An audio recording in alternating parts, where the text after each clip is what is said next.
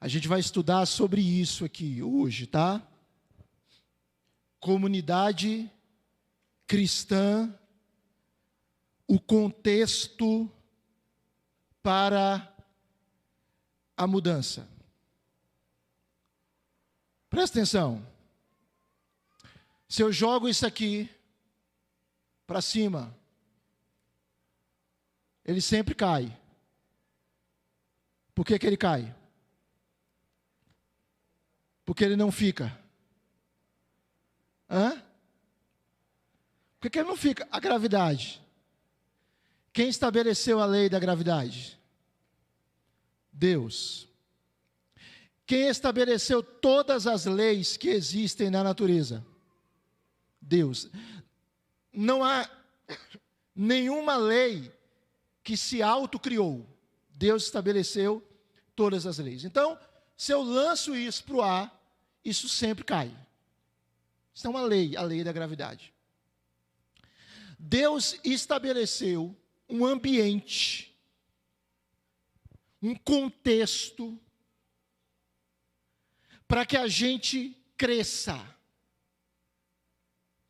para que a gente amadureça,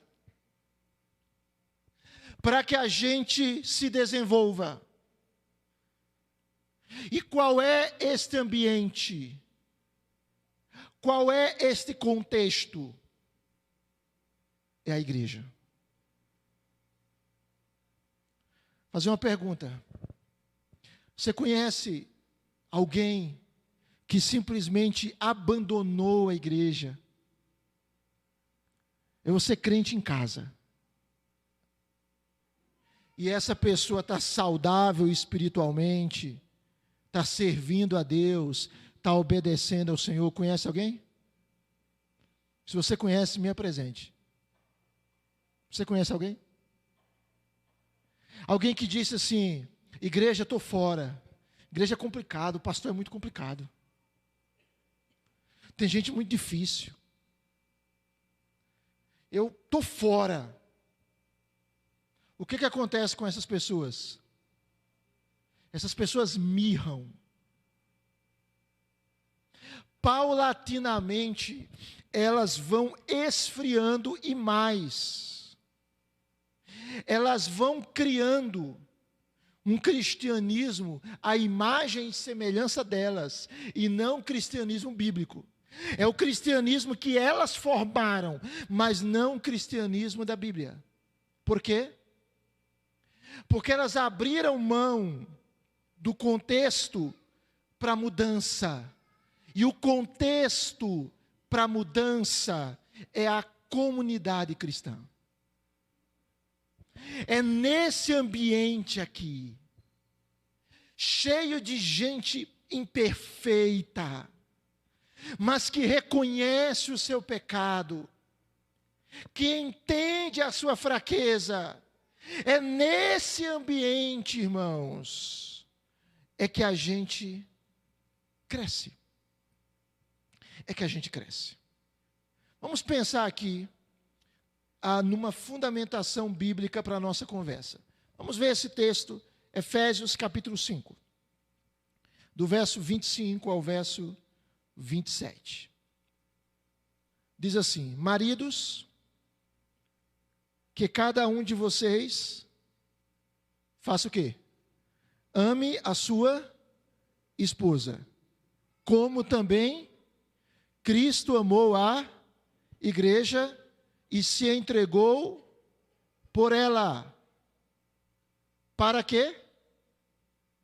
A santificasse. Então, Cristo morreu pela igreja para santificar a igreja, tendo-a purificado por meio da lavagem de água pela palavra, para apresentar a si mesmo como igreja, o quê?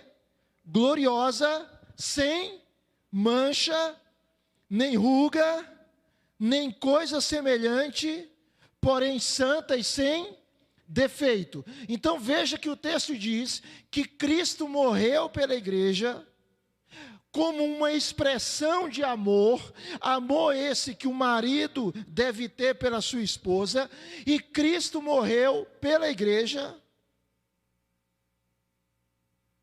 para santificar a igreja, para purificar a igreja. Mas vamos para o outro texto.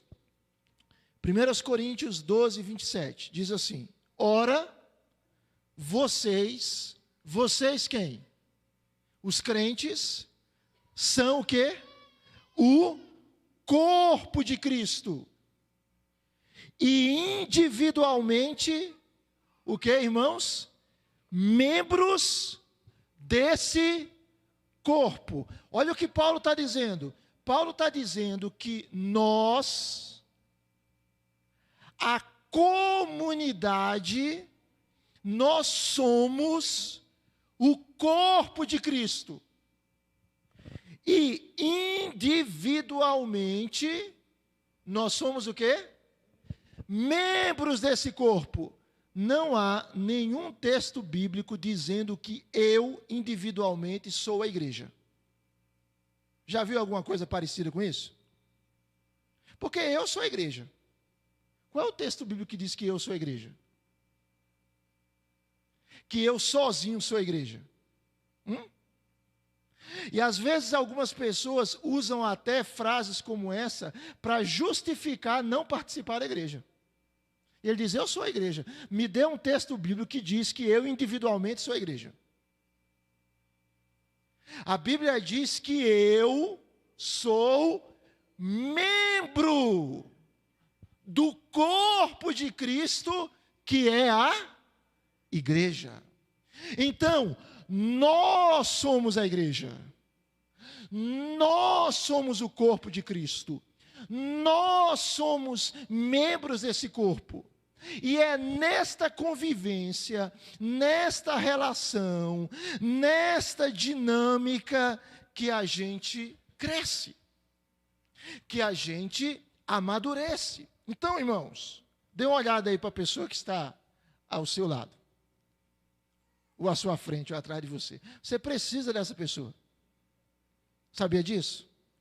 Para você ser mais semelhante a Cristo, você precisa dessa pessoa. Obviamente, isso não passa pela cabeça de vocês. Mas imagine que passasse pela cabeça de alguém e dissesse assim: mas essa pessoa me faz tanta raiva. Não passa. Passa isso? Não passa pela cabeça de vocês? Não passa. Mas me faz tanta raiva. Deus usa até a raiva que essa pessoa lhe faz ou lhe fez, para que você se torne mais semelhante a Cristo e aprenda a perdoar,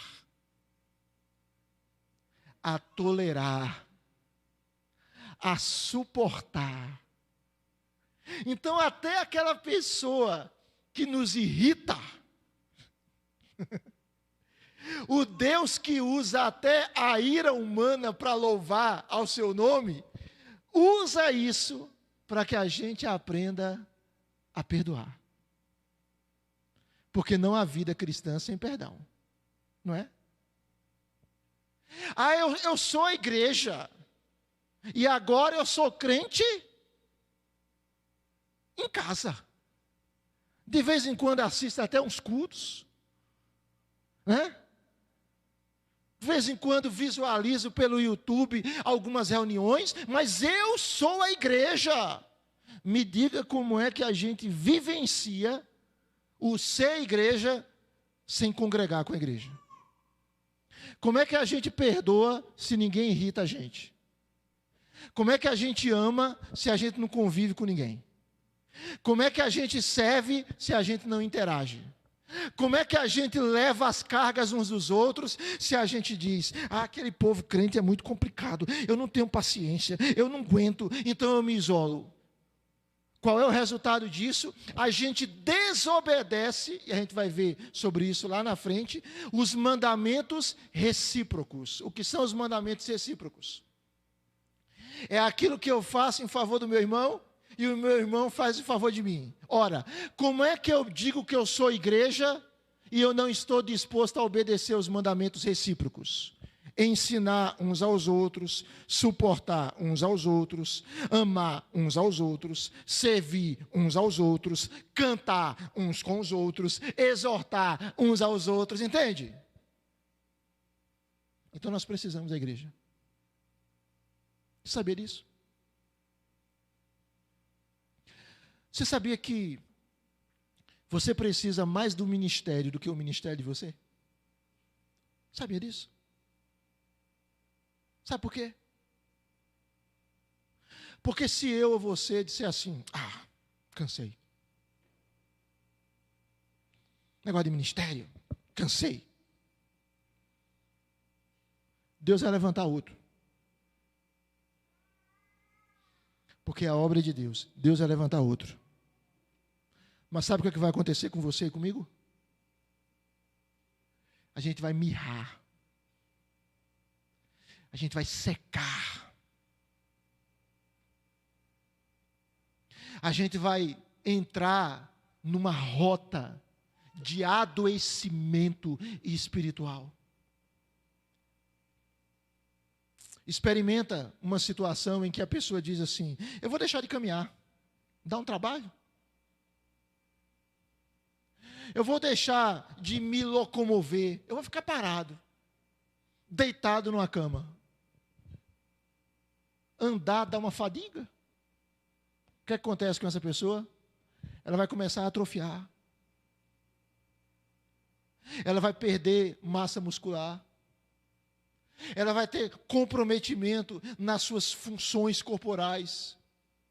E ela, mais cedo ou mais tarde, ela vai entrar num processo de adoecimento e de morte. Quando a gente abandona o ministério, quando a gente abandona o serviço, é isso que começa a acontecer. A gente começa a adoecer. Porque nós precisamos mais do ministério do que o ministério da gente. Vamos lá. Isso aqui é uma aula, eu sempre digo isso, né? Se você tiver pergunta e quiser falar, pode falar. Cadê o Jurandir? Jurandir está ali. Então, Jurandir vai pegar o microfone. Jurandir, pode pegar, aqui tem um microfone. E ele vai levar o microfone até você, tá certo? Vamos lá. Eu queria pensar uma introdução aqui para os irmãos. Essa introdução é de um livro que foi recém-lançado, de Colin Hansen e Jonathan Leeman. Eles escreveram um livro chamado A Igreja Essencial. E a Fiel teve uma conferência online agora, chamada Igreja Essencial.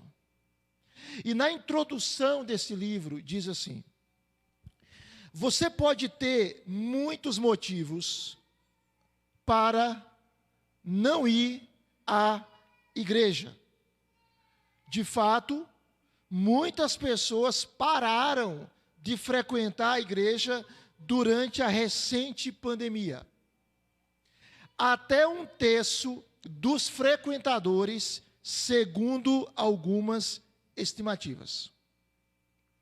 Você pode ser um deles. Mas este livro tem como objetivo ajudá-lo a redescobrir a igreja. Ou talvez ajudá-lo a descobrir pela primeira vez porque Deus quer, presta atenção, porque Deus quer que você tenha como prioridade se reunir e se comprometer com a igreja local. Deus tem como prioridade que nós nos reunamos e nos comprometamos com a igreja local. E aí ele continua dizendo o seguinte: dito de maneira simples, um cristão sem igreja é um cristão com problemas. Um cristão sem igreja é um cristão com problemas. Até aí está tudo certo, gente? Tranquilo? Fácil de entender? Bênção, né? Então vamos caminhar mais um pouquinho. Vamos tentar estabelecer em alguns aspectos simples, a teologia da comunidade. Ou seja, o que é uma comunidade cristã?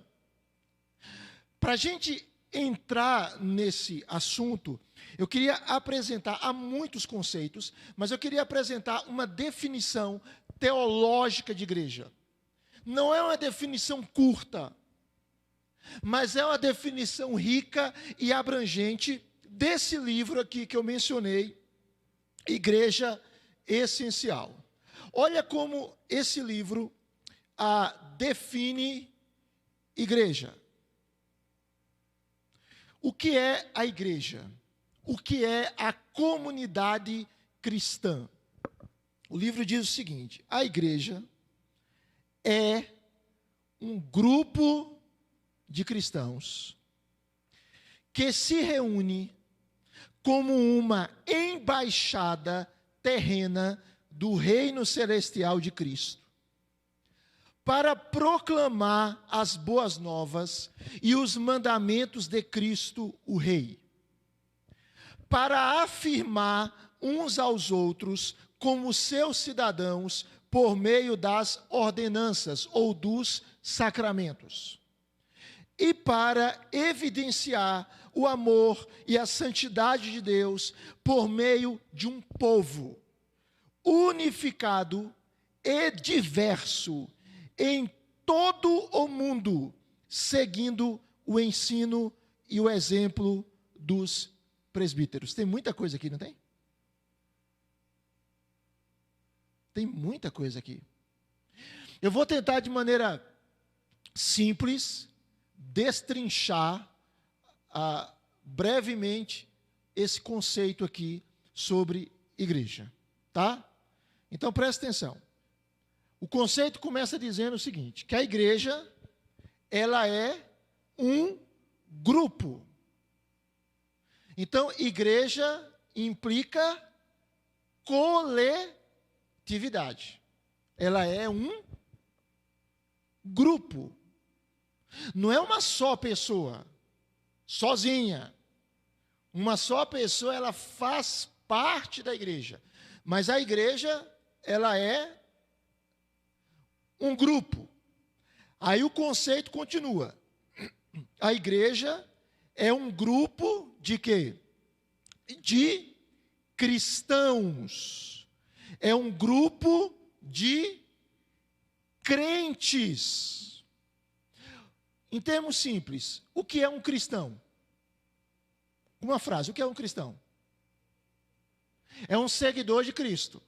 Então a igreja é um grupo de cristãos, de seguidores de Cristo. É o slide anterior. Aí. É um grupo de cristãos, ou seja, de seguidores de Cristo, que faz o quê? Que se reúne. Irmãos, acontece de, por motivos de força maior, assistir pregações pelo YouTube, assistir cultos online, mas assistir culto online não substitui reunião do povo de Deus. E os irmãos sabem como a igreja sofreu nesse período de pandemia, durante vários meses que nós não pudemos nos reunir, e muitos outros meses com duras restrições. Por que a gente sofreu? Porque crente gosta de se reunir. Crente aprecia estar junto com o povo de Deus. Então, a igreja é um grupo de cristãos que se reúne. E esse grupo de cristãos que se reúne, ele se reúne como uma embaixada terrena do reino celestial de Cristo. O que é uma embaixada? Que representa um país. Então a igreja é um grupo de cristãos que se reúne como uma embaixada terrena, como representantes do reino celestial de Cristo. Então, quem a igreja representa e quem a igreja espelha? A igreja representa e espelha o reino celestial de Cristo. Jesus nos ensinou a orar no Pai Nosso e a dizermos o quê? Venha o quê? O teu reino. Venha o teu reino. Este é o clamor da igreja. Então, esta igreja, que é uma embaixada terrena do reino celestial de Cristo, que se reúne, ela o faz para o quê? Para proclamar as boas novas, ou seja, para anunciar o evangelho ao mundo. Veja, a igreja é uma comunidade que se reúne, mas é uma comunidade missionária. Nós nos reunimos algumas horas, poucas horas por semana, mas nós saímos desta reunião e nós voltamos para as nossas atividades e lá nós somos chamados a proclamar o evangelho, porque a igreja é essa comunidade que vai. Então note, a igreja ela se reúne para proclamar as boas novas e proclamar os mandamentos de quem? De Cristo. E Cristo é quem? Cristo é o rei. E o que é que o rei faz? O rei faz o quê? Ele governa, ele reina. E o que é que os súditos do rei devem fazer? Se submetem, obedecem. Então Cristo é o rei. Ele é o rei. E a igreja proclama as boas novas de Cristo e os mandamentos de Cristo. Mas a igreja também se reúne, ela tem essa missão externa, mas ela tem também uma ação interna. O texto continua dizendo, para afirmar uns aos outros, para incentivar uns aos outros. Às vezes a gente está desanimado, não está, irmãos? Às vezes a gente está um tanto quanto desmotivado, entristecido, mas aí Deus usa um irmão, Deus usa uma irmã para encorajar a gente, para estimular a gente, para dizer, não desanime, meu irmão, o Senhor é conosco, e Hebreus diz isso, Hebreus 10, 24, que nós precisamos encorajar uns aos outros ao amor e às boas obras. E perceba, logo depois de o autor dizer que nós precisamos encorajar uns aos outros ao amor e às boas obras, ele diz o quê? Em Hebreus 10, 25. Lembram? Não deixarmos de congregar, não abandonarmos a congregação. Ora, não é coincidência. Um mandamento depende do outro. Quando Hebreus diz, devemos encorajar uns aos outros ao amor e às boas obras, logo depois ele diz, não deixemos de nos congregar, como é costume de alguns. Primeiro século já tinha esse costume. Hábito de cristãos deixarem de congregar, deixarem de se reunir.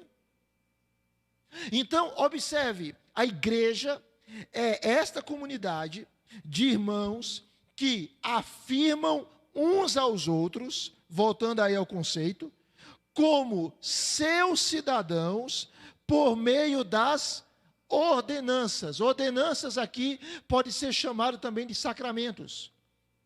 Os batistas usam o termo ordenanças. Nós usamos a expressão sacramentos. Quais são os dois sacramentos? Quais são? Batismo e Santa Ceia. Então a igreja é esse ambiente em que nós nos reunimos para afirmarmos uns aos outros, também por meio das ordenanças. É maravilhoso vermos pessoas se batizarem. e elas dizerem: nós fazemos parte desse corpo. É bênção a gente participar da ceia. É por isso que crente precisa vir para a ceia. Como é que Jesus dá uma ordem e a gente diz: eu não participo, eu não vou? Então a igreja é esse ambiente que nós afirmamos uns aos outros como seus cidadãos por meio das ordenanças. E aí o conceito continua.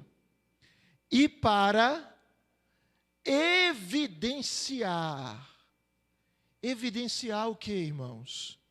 O amor e a santidade de Deus. Mostrar o amor e a santidade de Deus por meio de um povo.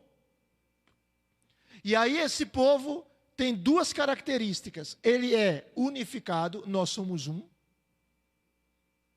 Nós somos um só corpo, mas esse mesmo povo, ele é diverso. Você olhar para a pessoa que está ao seu lado, por mais que ela, porventura, pareça com você, ela não é você. Ela é diferente de você. Porque a igreja é isso. Há uma unidade, mas são vários membros diferentes que estão no mesmo corpo. São várias pessoas distintas. E esse corpo unificado e diverso, ele está em todo o mundo. Presta atenção. Jesus disse que antes dele voltar, algumas coisas vão acontecer. E lá em Mateus 24:14, mostra um dos sinais que antecederão a vinda de Cristo. Alguém lembra? Mateus 24? Lembram? Antes de Jesus voltar, algumas coisas vão acontecer. Paulo diz que vai haver a apostasia, pessoas vão abandonar a fé antes da volta de Cristo, vai surgir o homem da iniquidade, que é o anticristo, tá? Mas olha o que Jesus está dizendo: e será pregado este evangelho do reino por todo o mundo, para testemunho a todas as nações, então virá o fim. O que esse texto significa? Esse texto não significa que cada pessoa vai ouvir o evangelho, mas significa que representantes de todas as nações irão ouvir o evangelho e que haverá, consequentemente, salvos das diferentes nações do mundo. Por quê? Porque diante do trono de Deus haverá representantes de toda a tribo, língua, povo e nação. Então, o que é a igreja? É esse povo, voltando para o nosso conceito, unificado e diverso em todo o mundo. E aí o conceito termina: seguindo o ensino e o exemplo, as duas coisas, o ensino verbal e o exemplo, a prática dos presbíteros. Quem são os presbíteros aqui? São aqueles que lideram a igreja e que são responsáveis para pastorear a igreja, porque biblicamente a função primordial do presbítero é pastorear a igreja. Tanto que o pastor também é um presbítero. Tá? Então, esta igreja, ela busca seguir o ensino e o exemplo bíblico, obviamente, tem que ser bíblico, dos presbíteros. Então, aqui está um conceito abrangente, um conceito rico sobre igreja. Tá? Alguma pergunta aí, até agora? A gente vai caminhar mais 15 minutinhos e encerra. Por hoje. Tudo claro, gente? Oi.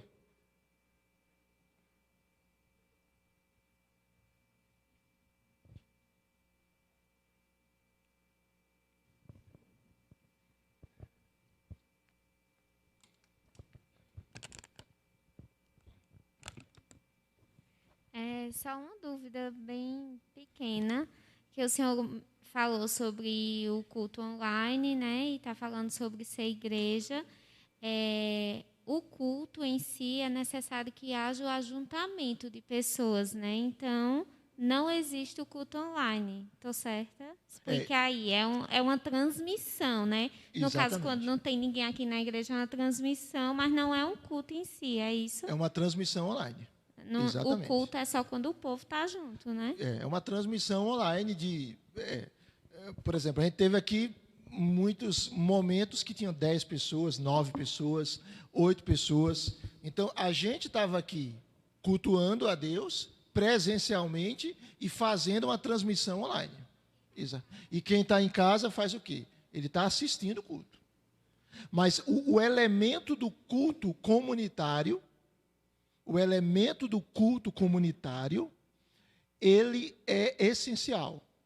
Assim, graças a Deus, pela internet, pelo bom uso que pode ser feito da internet, porque essa mensagem pode chegar a pessoas em todo o mundo, em diferentes regiões.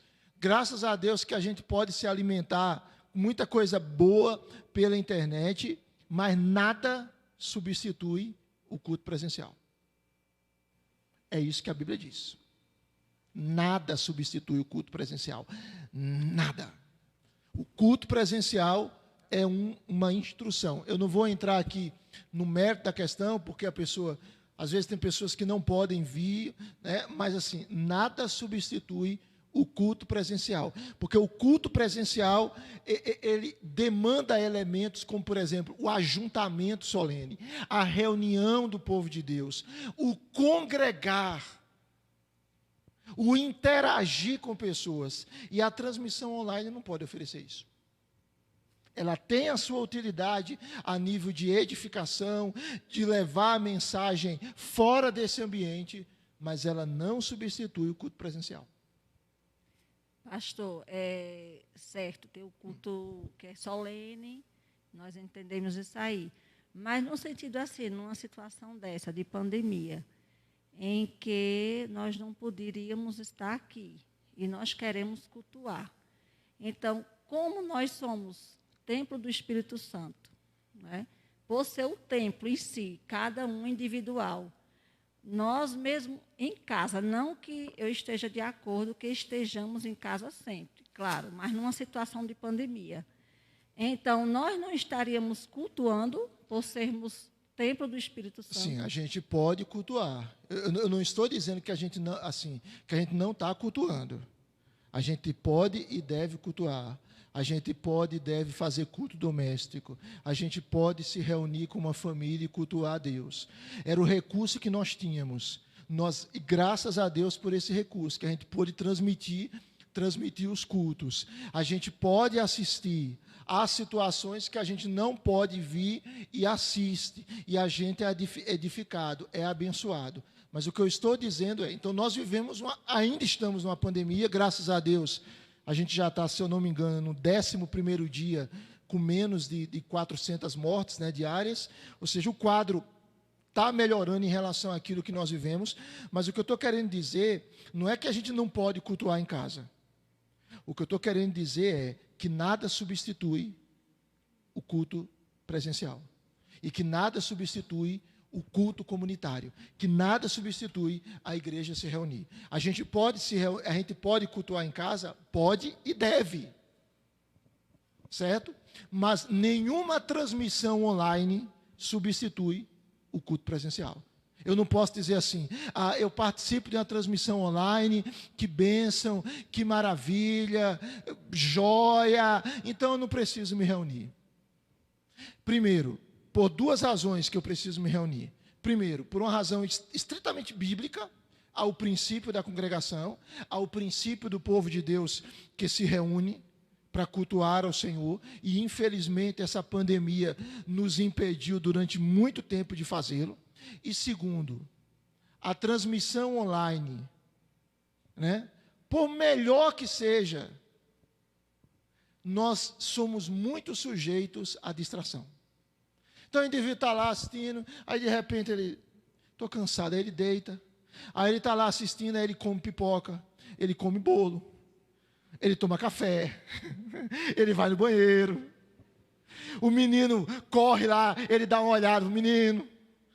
Não tem. Ou não é assim, irmãos? Ou só é comigo assim? Não tem como, meus irmãos. Por quê? Porque a internet tem a sua utilidade, tem o seu valor, tem a sua relevância. A gente pode ver muita coisa boa pela internet. Mas o que eu estou querendo dizer é, ela não substitui o culto presencial. Entendeu, Martinha? É isso que eu estou querendo dizer. Não estou querendo tirar o valor dela. Ou dizer assim, você não pôde se reunir, ligue lá, conecte e assista o culto. Você não pode vir. Então vá lá e tente cantar, busque ouvir a palavra de Deus e ser edificado, e Deus vai lhe abençoar. Bênção. Mas eu estou querendo dizer que aquilo não substitui o culto presencial. A gente não pode fazer uma coisa em detrimento de outra. Irmãos, não há pastoreio virtual. Tá? O que eu estou querendo dizer com isso? A igreja tem tantos membros. Quem são esses membros? Não, dessa parte, vários membros são virtuais. Quem são? Não sei. Onde eles estão? Não sei. Como é que a gente os pastoreia biblicamente? Não sei. Por quê? Porque a gente não sabe quem eles são. Então, o elemento presencial, ele é fundamental. É isso que eu estou querendo dizer.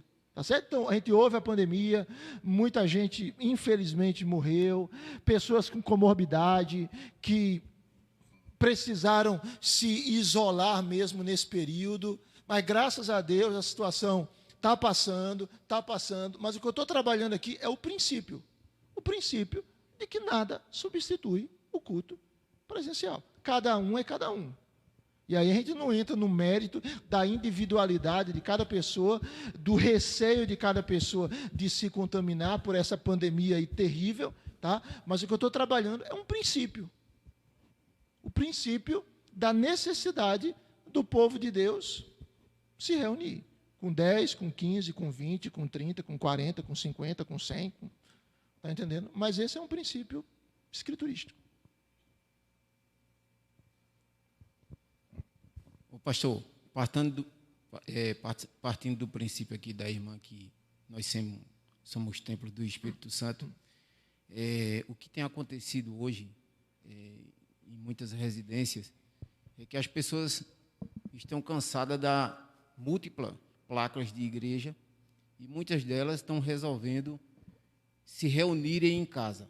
Por exemplo, 10, 15 irmãos se reunirem, buscar a palavra de Deus e eles junto ali não querer mais essa ideia de igreja, placa de igreja. Então, isso tem acontecido muito hoje dentro do contexto evangélico. Na sua opinião, isso seria cultuar a Deus ou não? Veja, eu vou tentar responder aqui. Eu não vou entrar no mérito da questão se é cultuar ou não. Vamos pensar em elementos da igreja. Certo?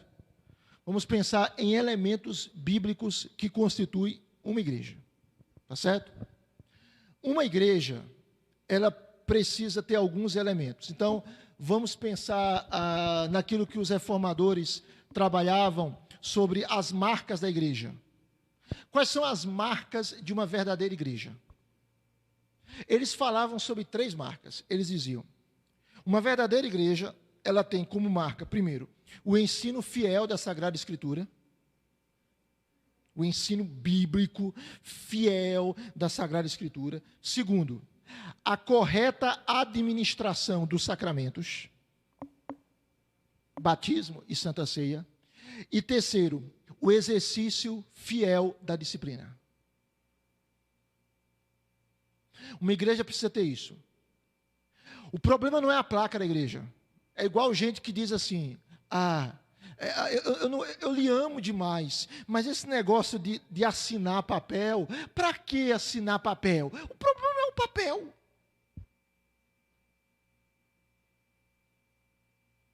Para que assinar papel? Está tão bom assim, nós juntos, para que papel? Tem gente que depois que assinou o papel, o problema não é o papel, o problema é o coração. O problema não é a placa, o problema é o coração do homem. Então, observe o seguinte, vamos pensar em termos de igreja. Hoje você tem um número enorme de desigrejados. De uma cidade grande lá da Bahia, chamada Feira de Santana, há anos atrás, um colega meu que mora lá, falava de uma reunião de desigrejados, obviamente eles não se denominam assim, que reunia aí 800 pessoas. Mas presta atenção, vamos pensar em alguns elementos simples, igreja. Esse grupo que se reúne, eles têm pastor? Igreja tem pastor. Eles têm presbítero?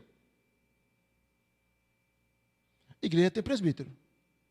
Eles têm diácono? Igreja tem diácono. Eles têm dízimos e ofertas?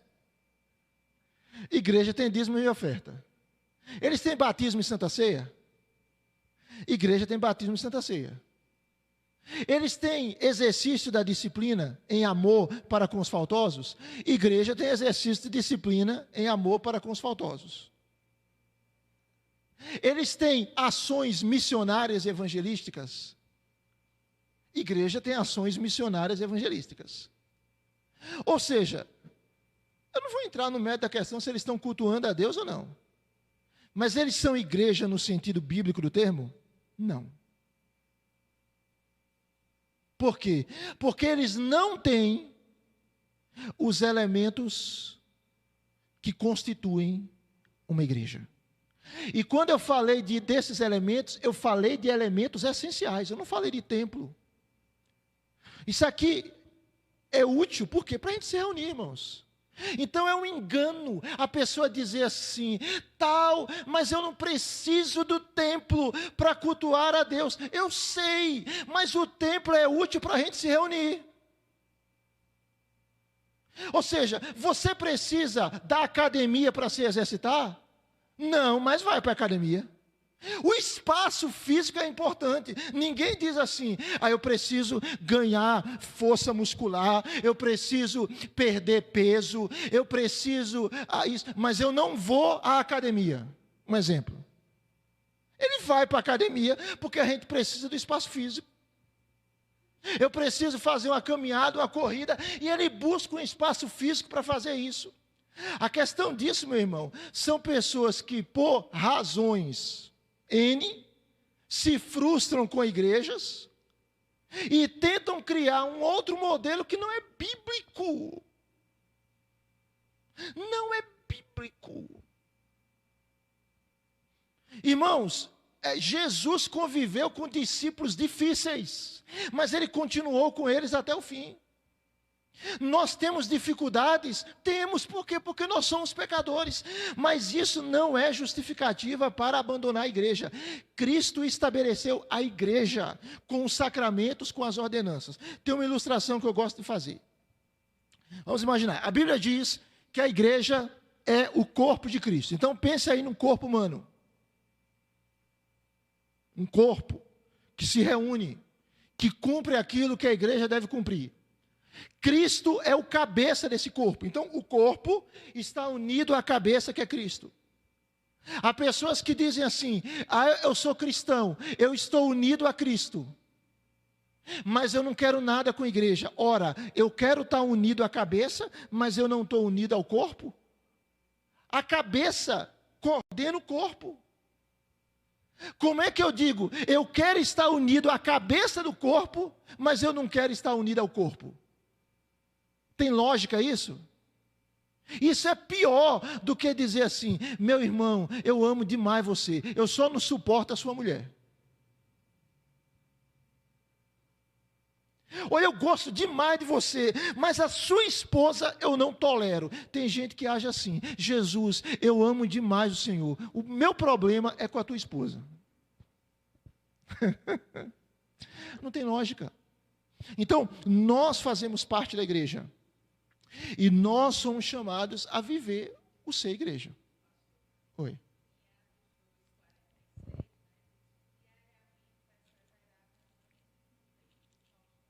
Muito bem.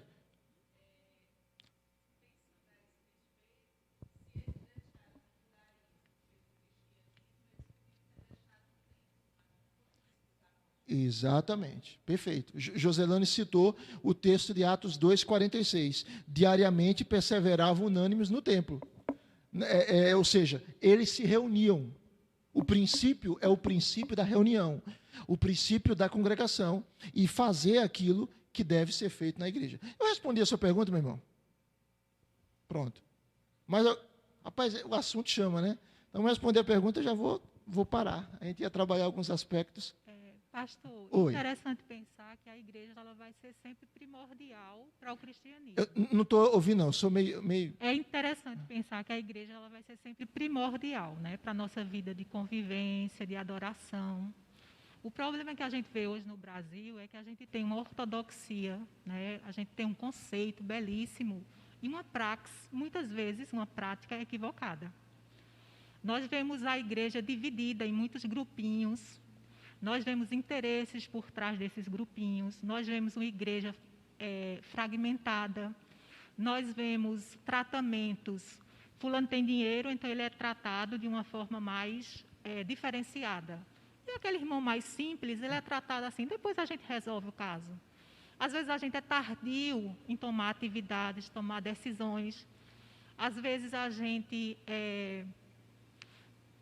como é que se diz? Eu vejo muitas pessoas se perderem no caminho, né? E, assim, é belíssima. A igreja brasileira ela precisa de uma nova reforma. Eu penso que a gente precisa muito mais de prática do que de conhecimento, né?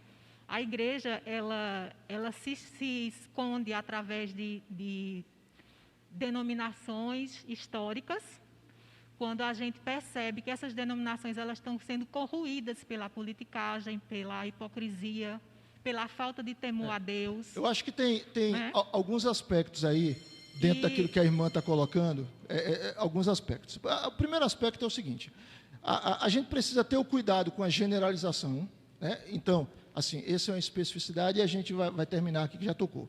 Então, só esse cuidado. Primeiro cuidado, a igreja tem problemas? Tem. Os 12 discípulos tinham problemas. Nós somos pecadores. Paulo escreve uma carta para a igreja em Corinto. Meu amigo, tinha coisas que aconteciam na igreja de Corinto que você olha assim e não é possível que isso acontecia. Então perceba, né? E aí a gente vai fechar por causa do horário. Então veja, deixa por causa do horário. Então veja, minha irmã, eu acho que, em primeiro lugar, a igreja tem falhas? Tem falhas. Toda a igreja tem falhas, porque é composta de pessoas falhas. Segunda questão, a questão da generalização, a gente só precisa ter cuidado com as generalizações. As generalizações são perigosas. Por quê? Porque a gente não conhece todas as pessoas, não conhece todas as igrejas, não conhece todos os contextos. Então, assim, a questão da generalização. Terceiro lugar, o fato da igreja ter falhas não deve nos levar a abandonar a igreja, porque Jesus, veja bem, eu sou imperfeito, pecador, nós somos, e nós percebemos as falhas da igreja. Jesus é santo, imagine o que ele vê na igreja. Se eu, um pecador, vejo falhas na igreja, vejo falhas em mim, imagine o Cristo. Então, essas falhas não levou Jesus a abandonar a igreja, e nem levou Paulo a tratar a igreja como se não fosse igreja. Paulo escreve para a igreja em Corinto, e ele escreve para a igreja como igreja, e ele trata a igreja como igreja. Quarto lugar, nós somos parte da igreja. Então veja, se eu tenho um problema nos rins, eu não posso olhar para o problema dos rins e dizer, é o rim. A igreja é o corpo de Cristo e eu sou membro desse corpo. Então aquilo que machuca a igreja, me machuca. Aquilo que fere a igreja, ou seja, o meu dedo mindinho lá foi machucado, é o dedo mindinho. Feriu o dedo mindinho, feriu o corpo. Então isso me fere. Então toda análise nossa a respeito da igreja, a gente precisa ter sempre essa compreensão. Nós fazemos parte dessa igreja. Essa igreja ferida, essa igreja imperfeita, essa igreja limitada, esta igreja que tem joio e trigo, que tem verdadeiros crentes e crentes que não são verdadeiros, mas a igreja de Cristo, a verdadeira igreja de Cristo, que foi amada por ele e por quem ele morreu. Então, são essas especificidades que a gente precisa ter cuidado. Então, e uma outra coisa, o nosso conhecimento, ele precisa ser sempre um conhecimento prático. Ou seja, a gente deve ter ortodoxia, mas a gente deve ter ortopraxia. A gente deve ter o conhecimento correto, porque se não tem o conhecimento correto, não vai ter a prática correta. Eu posso ter até a prática errada com o conhecimento correto, mas eu não posso ter uma prática certa com o conhecimento errado. Então, as duas coisas caminham juntas. Conhecimento e prática, conhecimento e prática, conhecimento e prática, conhecimento e prática. Infelizmente, há em comunidades, às vezes, grupinhos? Isso é a regra? Não. Isso é pecado? É pecado. E o que é que nós devemos fazer? Nós devemos ensinar que nós somos um só corpo, um só povo, uma só família e que nós devemos viver em unidade. Infelizmente, esses problemas são antigos. No primeiro século tem esse problema. Tiago trata sobre isso. Paulo trata sobre isso. Mas eles nunca diziam, abandone a igreja, saia da igreja. Eles sempre entendiam que a igreja, a despeito dos seus problemas, a despeito das suas falhas, a despeito das suas limitações, ela é a igreja de Cristo. Se há igrejas, comunidades, que de alguma maneira apostataram da fé, ou estão frias, ou estão com doutrinas espúrias, doutrinas estranhas, isso não deve nos levar a simplesmente dizer, eu não quero nada com a igreja. Isso deve nos levar a buscar uma comunidade bíblica, imperfeita, sim, mas uma comunidade bíblica que busca viver o genuíno cristianismo. Vamos ficar de pé, a gente vai ter que encerrar, me desculpe, mas vamos parar aqui, vamos orar, para a semana a gente continua, tá, gente?